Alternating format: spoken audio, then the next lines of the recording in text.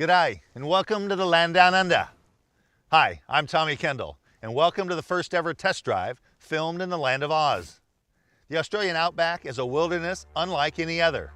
It's desolate, otherworldly, and filled with some of the most remarkable natural wonders on the planet. Behind me is Mount Connor, which rises out of the parched, dry plains of the Northern Territory like a sleeping giant. It's a fitting place to open the show, because the vehicle we're about to look at is a bit of a giant itself in the world of SUVs. It's the Toyota Land Cruiser. We've gotten our hands on the 2008 model, and I don't like to brag, but it's going to be an amazing test drive. We're going to go behind the scenes with National Geographic photographer Randy Olson in the Australian outback, and then go halfway around the world to meet up with Baja 1000 winner, Ironman Ivan Stewart in the Canadian wilderness. All that just to see if the Land Cruiser still has the grit to take on the elements, or if this SUV, like so many others, has become just another soft spring grocery getter. So, as the locals like to say, don't be a piker. Stick around, because this test drive is going to be a ripper of a show. Welcome back, and welcome to Australia. Our journey has taken us from Los Angeles to the heart of the outback. Located in the very center of the country is Alice Springs, a 3-hour drive north of our final destination, Kings Creek Station.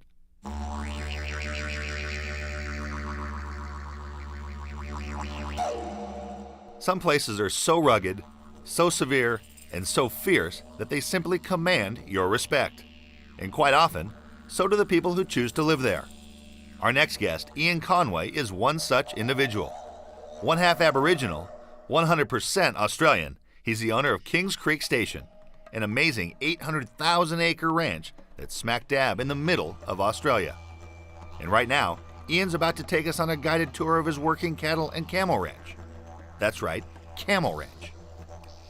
I've been in this region, which is southwest of Alice Springs. It's just north of Ayers Rock, or Uluru as the Aboriginals call it, most of my life. About 45 years in this area. So I would probably know, particularly my part of the country, better than anyone else, and I would even say better than any other full-blood Aboriginal.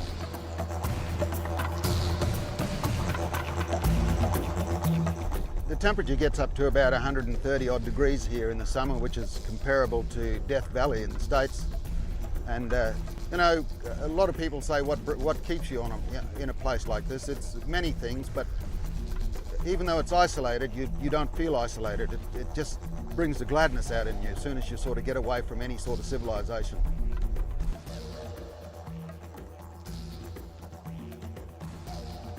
The main thing when you travel in this country is to be fully confident in your vehicles. You can't afford to be broken down here in the middle of the summer, for instance, and when we first started out here we had very little in the way of machinery, and the only vehicle we had on the place was a 1975 short wheelbase Toyota Land Cruiser. And with that little Land Cruiser, we opened a lot of this country up. We made the first roads with it. In fact, we actually started our airstrip by pulling stumps with a Toyota. It's been the most reliable vehicle that anyone could wish to ever have, and you know, I think my kids will actually bury me with it, you know, because Shorty's my vehicle.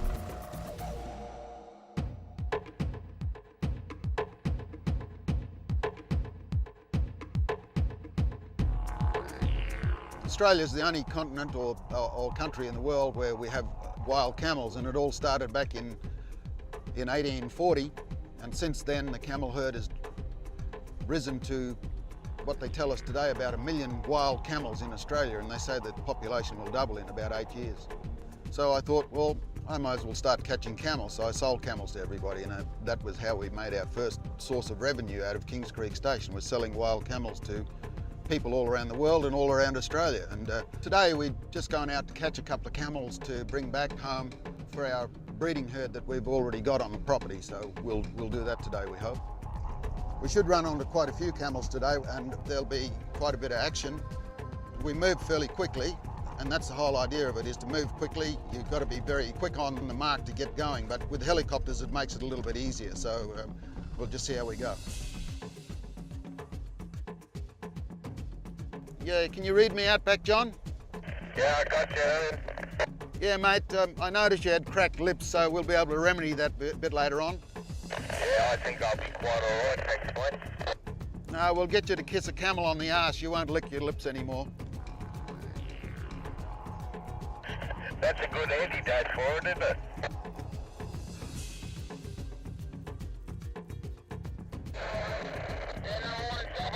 We're at the shifting sand, that side. Yeah, he's got a big mob now coming into shifting sand, so we're pretty. Oh, it's only 10 to 8. Geez, it's going to be a good day.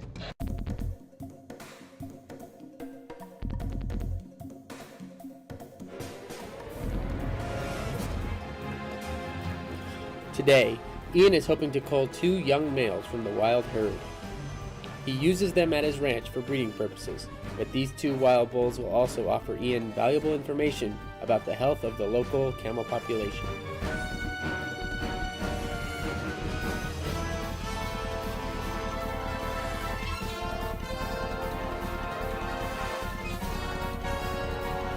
After a lot of patient, hard work, and a bit of luck, Ian and his crew have mustered a large, healthy young bull. Normally, in the wild, his prospects would be uncertain at best, but at Ian's ranch he'll have plenty of food and shelter, not to mention romance.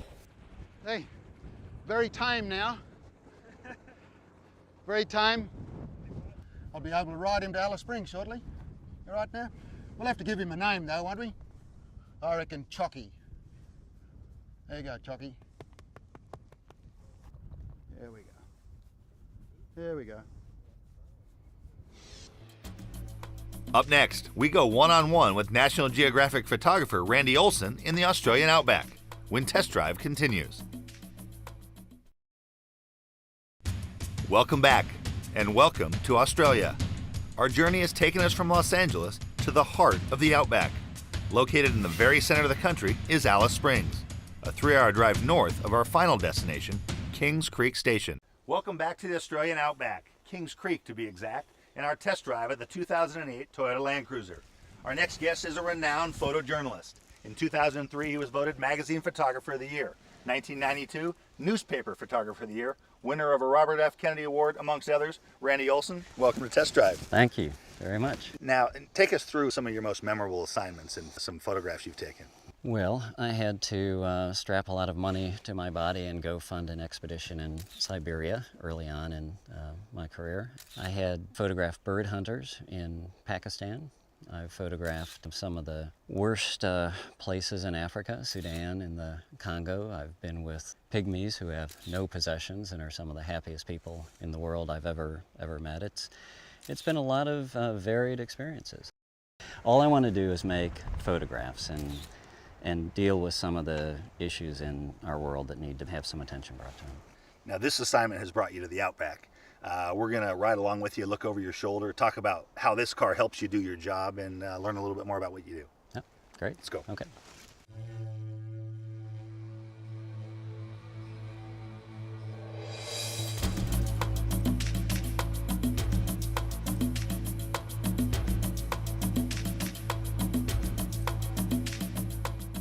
I don't know even where to start. I mean, you've led such a fascinating life, been to so many amazing places. Talk about your relationship with these cars and your job. Well, they're just the most durable cars. I've used them all over Africa. There was one trip in Sudan where I had to rent 2 Land Cruisers because we were going across open desert. You need 2 cars because if one goes down, you just burn to a crisp like a banana peel thrown out on the Sahara. So when people say they need a reliable car, that's when you really need a reliable car. Really need it.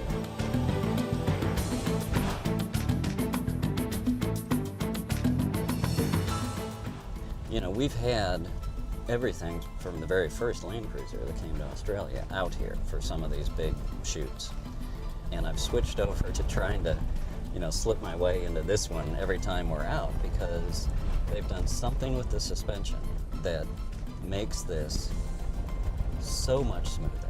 I mean, we've got the last gen of the 2007, the one that's currently available, and it is 3 times bouncier than this thing. Just a quantum leap forward. The suspension in this thing is a huge improvement.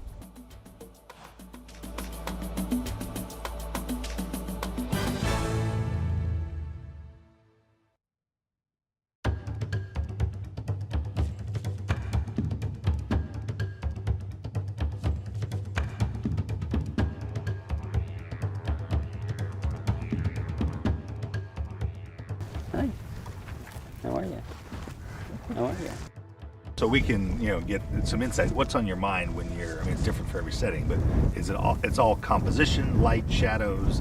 Think out loud for us. Well, what I'm looking at is just information. I've got to incorporate various things into a photograph. And so there's the information layer, then there's just pure geometry, and then there are little moments. So in this scene, the car is one thing because I'm photographing these cars. The animals are another, and then someone who's working with these animals is yet a third element. So you're always trying to figure out what geometry works where. Ideally you want all of this geometry to bring people in the photograph to a little bit of emotion. And so, you have to actively position yourself. This geometry isn't going to line up for you in, right in front of you. At another level, it's just serendipity. How are all these things going to align themselves, and are you going to be in the right place? Okay, see? Right there. And then kind of pull back, and you got this whole scene. Dust is kind of the main thing we're doing on this. Okay. The dust lingers because there's not a lot of wind, so the light coming through the vegetation, the dust flattens that whole area out, so it's pretty contrasty light. All of that dust, the way it wraps around and then kind of goes that way, makes the whole middle of the picture great. We're always in cars, working out of cars, and often the first impression of any country is, the first time you get in a car, and there's all this chaos, and often I'll try and photograph kind of the chaos of Africa out the windshield of a car with the cabbie's hands in the air, talking about how awful the traffic is, and kids rolling tires across, and just the kind of multi-levels of things that happen. A car is often yet another layer. Some of the most famous photographs in the world are photographed through some form of transportation. Stick around, because we're about to switch gears, swap continents, and change hemispheres as we travel all the way from the Australian outback to the Canadian Yukon. Next. If you'd like to see more amazing behind-the-scenes footage of this shoot in the Australian outback, go to speedtv.com/landcruiser. Welcome back. Our expedition is now taking us north, way north. From the Australian outback, we travel to the other side of the world, to the Canadian Yukon. If you like your skies wide open, your wilderness unspoiled, and your winter temperatures about -20 degrees Fahrenheit, then this is the place for you. We're in Canada's Yukon Territory with the all-new 2008 Toyota Land Cruiser. For those of you not familiar, the Yukon Territory is one of the coldest, most rugged places on the continent. Our next guest is a guy who eats rugged terrain for breakfast, lunch, and dinner. Legendary off-road racer, three-time Baja 1000 winner. And if that's not enough for you, his nickname is the Iron Man. Ivan Stewart, welcome to Test Drive. Hey, Tommy, how are you doing? We're a long way from Baja, but it's still your kind of area. It's off-road, and it's absolutely gorgeous up here. It's definitely not Baja, but it sure looks like a lot of fun to off-road. Now, you made your name in Baja. Tell us about the name. Where did the name Iron Man come from? Well, that came years ago. Valvoline Oil Company put up an award called the Valvoline Iron Man Award to anybody that could race the whole Baja 1000 solo, and you had to win. So I did it the first time. I was the second to win it, then the third, and it was Mickey Thompson, journalist, started calling me the Iron Man. That's Ivan Iron Man Stewart. But great fun stories and great times, and a chance to come to places like Canada and go four-wheeling in the new Land Cruiser. How special can that be? Well, let's go for a drive. Which one do you want? I want that one. All right, let's do it. All right, Tom.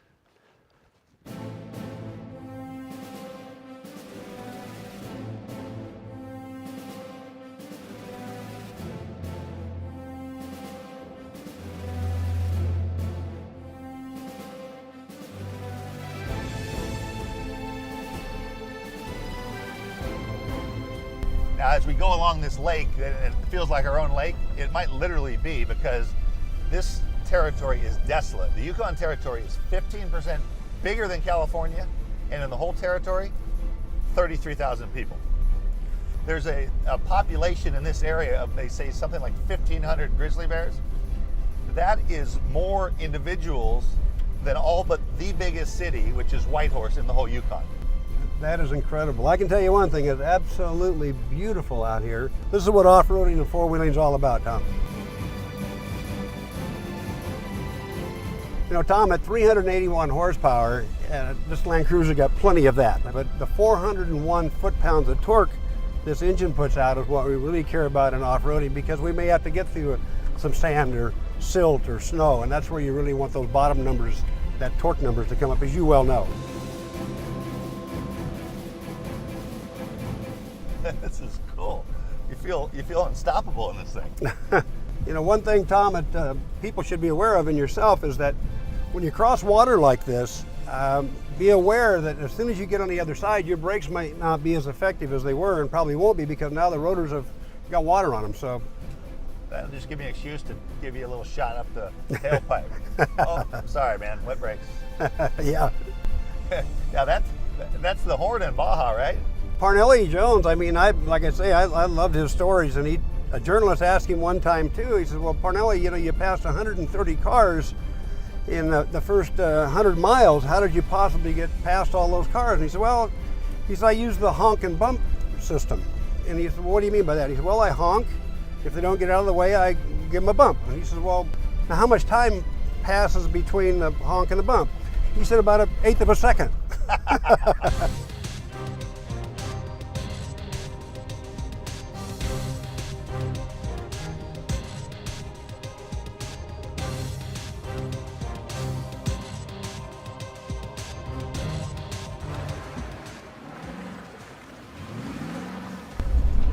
Hey, there he goes.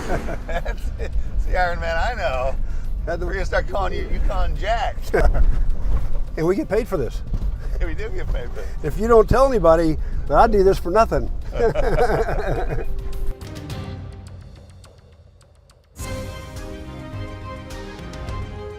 are you going now? This wasn't in the script. Hey, I see some rocks down here, and I want to try out this automatic crawl control. Now, this is pretty fantastic and really easy to activate.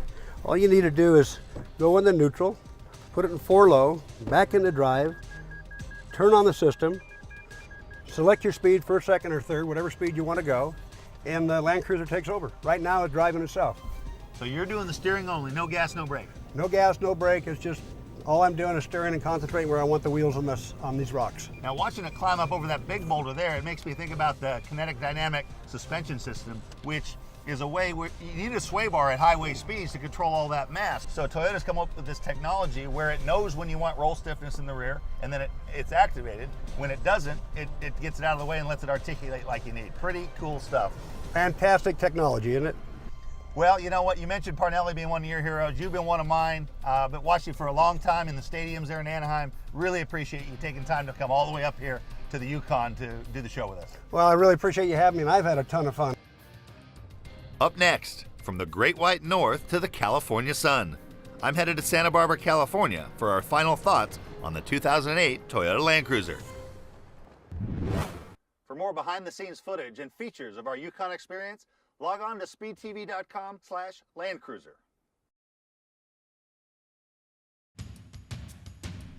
It's the final leg of our journey as we leave the Canadian Yukon and head south to sunny Santa Barbara, California.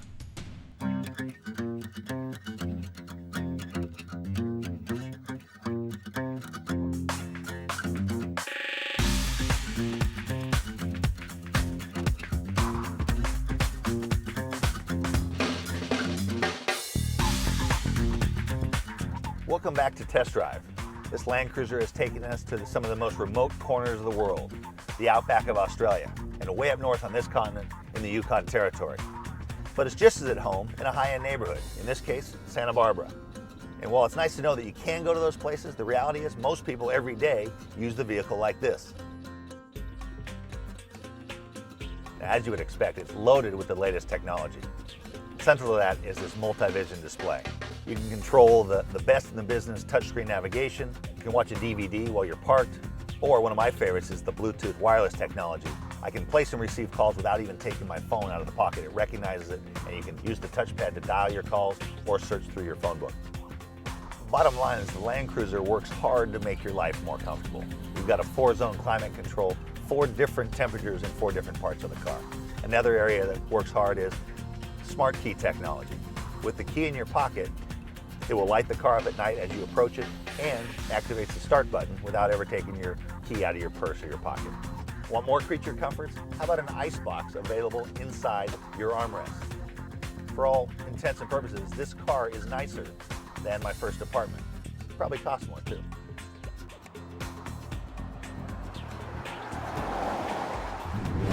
Toyota likes to say that practically anywhere you might want to drive on this earth, there's a very good chance that a Land Cruiser has been there first. And it's true. For over 50 years, Land Cruisers have traveled to nearly every corner of the planet. And the lessons they've learned in that process have helped them create a truly iconic vehicle. As for the 2008 Land Cruiser, it's still the real deal.